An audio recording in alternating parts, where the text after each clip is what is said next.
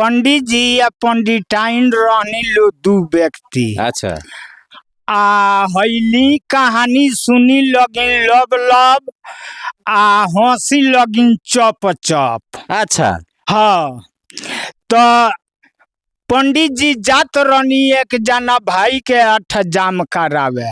हाँ तो वहाँ के मलकाइन कहनी जे जीरौआ लगे बड़ी बूत का ये तिल आवेला धूप आवेला या कंटर घी आवेला। आवेला तो वही घीवा में से एक लोटा बहका लियी थी, चोरा लिया थी। हाँ चोरा लियी थी। तो कितना दिन ले ठेकुआ गुलगुला रउआ के बना के खियई थी आ पकौड़ी आ पकौड़ियो बनाई थी आ वही में तरकारी छमक के खियई थी।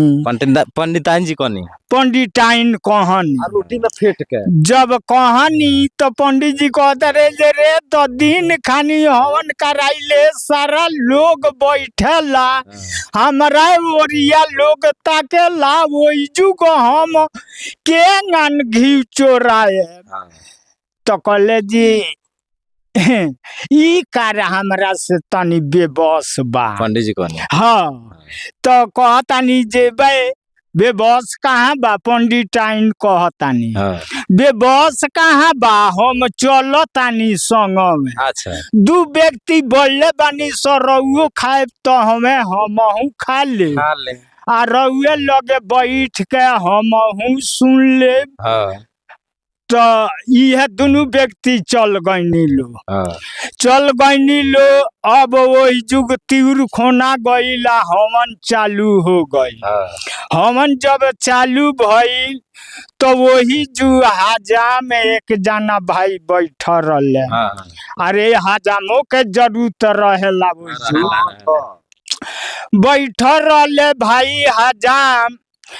तो पंडित जी कहतानी जे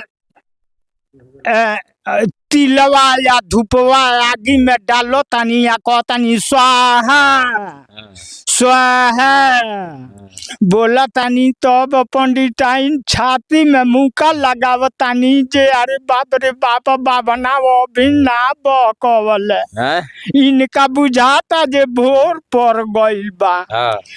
तब पंडिताइन कहतानी केला खान उतना मेहरारून में कुली मेहरारू लोग कहे जे ए मतवा एगो रउओ ना तनी गाई।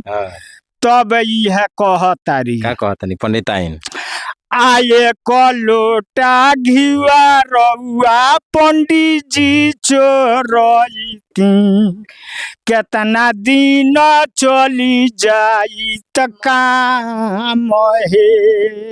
हाँ अब सट दे मन पर गई पंडित जी के गीत सुन के मेहरारू तो बुझल ना तो गीत अब यह का करता रहे चारू ओर भाई लोग सभे लोग निहार तो रहे।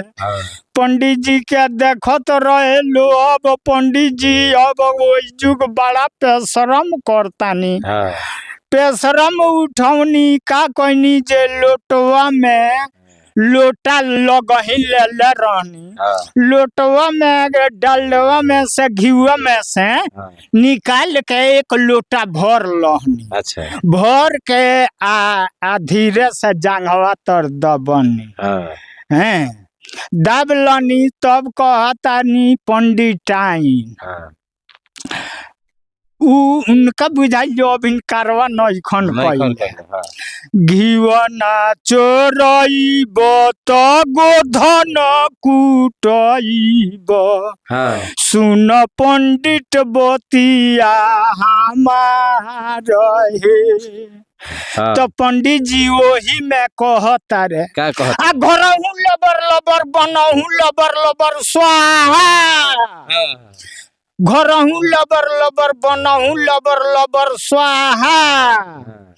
जब 2 बेर कहले तो लोटवा में के सामानवा हाजमा देख लेलस। हाजमा देख लो। हाँ, तब वो आहुतिया में सब उठा के हवन में डालता या कहता पंडित जी 1 लोटा घी चोरमतम। पंडित जी घी चोरमतम स्वाहा स्वाहा। जब कहता जमा जे पंडित जी 1 लोटा घी चोरवनी स्वाहा। तब कहता रे जे अब तो कार बिगाड़ दल शाहजाम। अब तो दादा हई सारा जनता सुनी तो हमरा के का कही। तब कहता नी पंडित जी हाजमा से आधा तोरम आधा मोरम स्वाहा। आधा तोरम आधा मोरम स्वाहा। बुत का आधा तोर आधा हमारो हम ही आधवा लेके जाए। आधवा तो ले लिए बाबू लेकिन चुपचाप हवन करा बताओ मत। अब ये है हवन हो गई आ सगरी भाई लोग अपना अपना घर चल गई। तो भैया लोग कहानी कैसा लागल कमेंट करके बताई लोग।